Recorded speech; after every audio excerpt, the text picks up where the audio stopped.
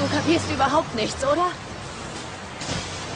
9 Jahre hatte ich nicht den geringsten Zweifel an dem, was ich mache oder was ich bin. Nicht mal eine Sekunde lang. Und dann bist du gekommen.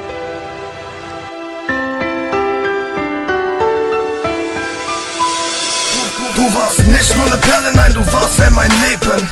Warum tust du das? Ich kann es nicht verstehen.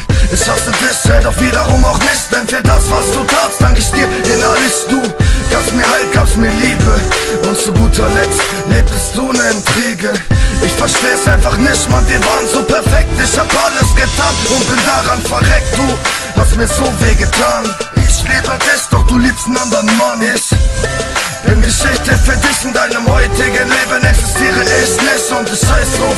Ja, ganz ehrlich, ich scheiß drauf. Es tut dir leid, Mann, ich scheiß drauf. Ich hab so viel für dich getan und zum Dank reißt du die Bilder von der Wand. Und ich schließe das